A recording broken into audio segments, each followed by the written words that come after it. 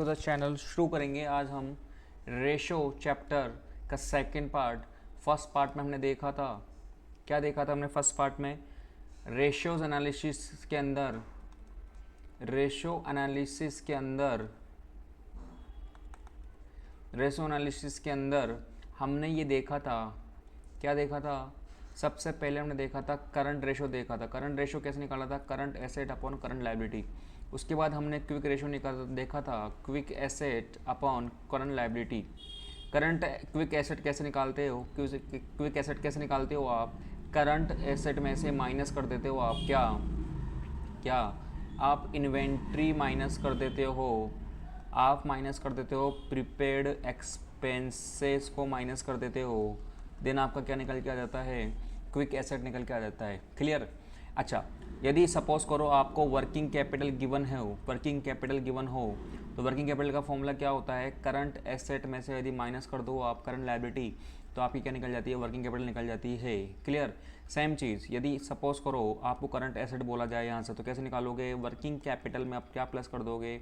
Current liability plus कर दोगे। Clear है क्या?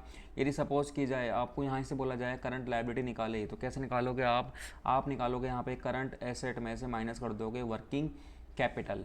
और सुनिए और सुनिए और सुनिए, यही नहीं, आपके पास करंट लायबिलिटी निकालने का एक और फॉर्मूला है जब आपके पास वर्किंग कैपिटल गिवन हो, तो working capital upon current ratio -1, ये आपके पास फॉर्मूला है किस चीज़ का? ये आपके पास फॉर्मूला है किस चीज़ का? जब आपको करंट रेशो गिवन हो, ध्यान रखिएगा, आपको करंट रेशो गिवन होगा क्वेश्चन के अंदर, ठीक है? आपको करंट रेशियो जो है वो गिवन होगा क्वेश्चन के अंदर, ठीक है? ऑलराइट, यदि आपको करंट एसेट निकालना तो क्या करना है? तो working capital upon current ratio -1, और इसमें आप दोबारा क्या ऐड कर देंगे? वर्किंग कैपिटल को ऐड कर देंगे, तो आपकी करंट एसेट निकल के आ जाएगी। ये लेक्चर हमने ऑलरेडी प्रीवियस वीडियो में कर लिया है कंप्लीट। हमने देखा था वहाँ पे करंट एसेट क्या क्या, कौन कौन सी करंट एसेट थी और कौन कौन सी करंट लायबिलिटी थी, हमने ये सब देख लिया। आज हम जो बात करेंगे, जिस रेशियो के बारे में बात करेंगे, वो रेशियो है हमारा, क्या नाम है उसका? डेब्ट इक्विटी रेशियो। आज हम बात करेंगे किस रेशियो के बारे में? डेब्ट इक्विटी रेशियो के बारे में। क्लियर? चलिए, अब डेब्ट इक्विटी रेशियो की यदि बात की जाए, डेब्ट इक्विटी रेशियो की यदि बात की जाए, तो डेब्ट इक्विटी रेशियो ये बताता है, डेब्ट इक्विटी रेशियो आपको ये बताता है, डेब्ट इक्विटी रेशियो आपको ये बोलेगा कि आपके पास डेब्ट मतलब क्या होता है? आपके अपने जो आपने पैसा ले रखा है, आपने जो लोन ले रखा है, ठीक है, आपने जो मनी ले रखी है, उसको चुकाने के लिए आपके पास कितनी इक्विटी अवेलेबल है, आपके पास कितना पैसा अवेलेबल है। क्लियर है क्या ये बात? अब ये हो सकता है आपके पास शॉर्ट टर्म वाला भी चेक हो जाए यहाँ से, और शॉर्ट टर्म वाला भी चेक हो जाए, और यहाँ से ये लॉन्ग टर्म वाला भी चेक हो जाए। ये बात समझ में आना, ठीक है? जो डेब्ट इक्विटी रेशियो, इसमें ये शॉर्ट टर्म भी कवर कर लेगा और लॉन्ग टर्म भी कवर करेगा। क्लियर? चलिए देखते हैं। सबसे पहले जो फॉर्मूला है हमारा, वो फॉर्मूला है, यदि डेब्ट इक्विटी रेशियो निकालना है आपको, यानी कि डीई रेशियो निकालना है, तो मैं क्या कह सकता हूँ कि यदि आपको डेब्ट इक्विटी रेशियो निकालना हो, यानी कि इसको मैं कह सकता हूँ, मैं क्या कह सकता हूँ, मैं ये कह सकता हूँ उसको, मैं कह सकता हूँ इसको डीई रेशियो बोल सकता हूँ मैं इसको, ठीक है? तो मैं इसे बोल सकता हूँ क्या, कि टोटल डेप्ट अपॉन इक्विटी। क्या बोलूँगा इसको मैं? टोटल डेप्ट अपॉन इक्विटी। क्लियर? तो अब टोटल डेप्ट की यदि बात की जाए, टोटल डेप्ट कैसे निकलेगा? टोटल डेप्ट कैसे निकलेगा? टोटल डेप्ट निकालोगे आप लॉन्ग टर्म डेप्ट प्लस शॉर्ट टर्म डेप्ट, ठीक है? लॉन्ग टर्म डेप्ट प्लस शॉर्ट टर्म डेप्ट, ये आप निकालोगे, आप ऐड कर दोगे इनको, तो आपका आ जाएगा टोटल डेट। ये बात क्लियर है क्या? अच्छा, एक बात और, इसी को आप एक और चीज़ से लिख सकते हो, पता है इसको क्या लिख सकते हो आप? इसको लिख सकते हो आप external equities, external equities upon internal equities, external equities upon internal equities. कहने का मतलब ये है कि बाहर वालों को कितना देना है और आपके पास अंदर आपके बिजनेस के अंदर क्या क्या है, ठीक है, जिससे आप दे पा रहे हो। तो एक्सटर्नल अपॉन इंटरनल, एक्सटर्नल मतलब बाहर वाले, इंटरनल मतलब अंदर वाले। टोटल डेप्ट अपॉन इक्विटी क्या है? डी का फॉर्मूला, टोटल डेप्ट अपॉन इक्विटी, अच्छा, कभी कभार हम क्या करते हैं, इसको इस तरीके से भी लिख सकते हो। कैसे लिख सकते हो, देखिए एक और तरीका इसको लिखने का, आउटसाइडर्स फंड। आउटसाइडर्स फंड यानी कि हमने बाहर वालों से कितना फंड ले रखा है, outsiders fund divided by share holders fund. Share holders fund,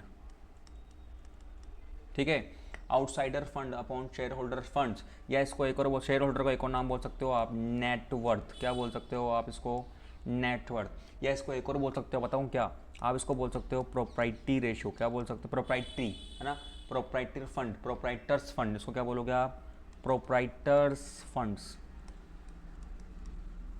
आई बात समझ में। तो आपसे यदि डीई रेशियो पूछा जाएगा तो आप क्या बताओगे, डेब्ट इक्विटी रेशियो पूछा क्या बताओगे, टोटल डेब्ट अपॉन इक्विटी, या फिर एक्सटर्नल अपॉन इंटरनल इक्विटी, या फिर आप बताओगे outside funds divided by share holder fund. यानी कि आउटसाइड फंड आपने कितना ले रखा है, बाहर वालों से आपने कितना ले रखा है, लाइक आपने लोन ले रखा हो, लोन के रूप में पैसा ले रखा हो, डिबेंचर के रूप में आपने पैसा ले रखा हो, प्रीफरेंस वालों से आपने पैसा ले रखा हो, तो ये सब जो है ये सब जाएंगे आपके कहाँ पर, ये आउटसाइडर वाले जाएंगे सारे, ये सब आउटसाइडर इनको पेमेंट करना है, आपको ध्यान रखना, ठीक है। आई होप आपको क्लियर हुआ होगा, ठीक है। अब ध्यान रखिए थोड़ा सा, यदि आपसे इसी के अंदर पूछे, जैसे मैंने आपको बताया इसके अंदर कि भाई टोटल, जैसे मैंने आपको बताया इसमें टोटल डेप्ट आपसे पूछ ले, टोटल टोटल डेप्ट आपसे पूछे, टोटल डेप्ट पूछे आपसे, तो आप तो बता ही दोगे कि लॉन्ग टर्म डेप्ट प्लस शॉर्ट टर्म डेट बता दोगे आप, ठीक है। आपसे पूछे बताओ कि नेटवर्थ कैसे निकालोगे आप, क्या पूछे आपसे, नेटवर्थ पूछे, आपसे पूछे प्रोप्राइटर्स फंड पूछ ले आपसे, या आपसे पूछ ले एक और नाम शेयर होल्डर्स फंड, आपसे पूछ ले शेयर होल्डर्स फंड, तो आप क्या बताओगे इसके अंदर, कुछ नहीं बताना, आपको बताना equity share capital plus preference share capital plus reserve and surplus, equity share capital, preference share capital, reserve and surplus, reserve and surplus करने के बाद आप क्या करोगे, इसमें से एक चीज़ आपको माइनस करनी है, वो क्या है आपकी फिक्टिशियस एसेट्स। कौन सी एसेट्स, फिक्टिशियस एसेट्स को आप क्या कर दोगे, माइनस कर दोगे। ये निकल के आएगा आपका क्या, नेटवर्थ बोल लो इसको, आप इसको नेटवर्थ बोल लो, प्रोप्राइटर्स फंड बोल लो, या शेयर होल्डर्स फंड बोल लो। निकालो कैसे, इक्विटी वाले प्लस प्रेफरेंस वाले, रिजर्व एंड सरप्लस जोड़ लो सारे, और फिर फिक्टिशियस एसेट्स को माइनस कर दो। क्लियर। अब सपोज करो आपको यहीं पर ही बोल दिए, क्या बोले कि लॉन्ग टर्म डेप्ट निकालो, क्या निकालो, लॉन्ग टर्म डेप्ट निकालो, क्या निकालो भाई, लॉन्ग टर्म डेप्ट इक्विटी रेशियो निकालो, लॉन्ग टर्म डेप्ट इक्विटी रेशियो निकाल दो। Long term debt equity ratio कुछ नहीं करना है, लॉन्ग टर्म बोला है तो लॉन्ग टर्म को पहले रख दो आप, बस लॉन्ग टर्म डेप्ट को ऊपर रख दो बस, और नीचे क्या डिवाइड लगा दो, इक्विटी वाले को डिवाइड लगा दो, या नेटवर्थ का डिवाइड लगा दो, इक्विटी, या फिर इसको क्या बोल सकते हो आप, नेट वर्थ का डिवाइड लगा दो। जो बोले ना उसको पहले रख देना, जैसे लॉन्ग टर्म बोले पहले तो लॉन्ग टर्म पहले रख दो, सिंपल। इक्विटी वाले बाद में डिवाइड लगा दो, जो बाद में होगा उसका डिवाइड लगाना, जो पहले होगा उसको फर्स्ट नंबर ऊपर रखना न्यूमिनेटर के अंदर, ठीक है। ओके, करते इसी पे बेसिक क्वेश्चन। क्वेश्चन आपको गिवन है इस तरीके से, पहला क्वेश्चन आपको गिवन है क्या, आपको क्वेश्चन में इस तरीके से गिवन है कि आपको दे रखा है ईएसी, यानी कि आपको दे रखा है इक्विटी शेयर कैपिटल दे रखा है 1,00,000 रुपये, आपको पीएसी दे रखा है यानी कि प्रेफरेंस शेयर कैपिटल दे रखी है आपको 50,000 रुपीज़, क्लियर। फिर आपको दे रखा है जनरल रिजर्व दे रखा है आपको, जीआर दे रखा है आपको कितना, 1,30,000। फिर आपको दे रखा है सरप्लस अकाउंट, सरप्लस अकाउंट दे रखा है, सरप्लस का मतलब होता है पीएनडल का अकाउंट दे रखा होगा सपोज करो, है ना, ये इसी तरीके से बोलेगा इसको एग्जाम में। 20,000 आपको रुपीज़ गिवन है, ठीक है। उसके बाद आपको गिवन है 10% डिबेंचर, आपको गिवन है 10% डिबेंचर। अब 10% डिबेंचर कितने गिवन है आपको, 1,00,000 रुपीज़, ठीक है। उसके बाद आते हैं हम बैंक ओडी, बैंक ओडी, तो बैंक ओडी यानी बैंक ओवरड्राफ्ट वो गिवन है 20,000 रुपीज़। फिर आपको गिवन है क्रेडिटर्स गिवन है, क्रेडिटर्स के बाद आपको प्रोविज़न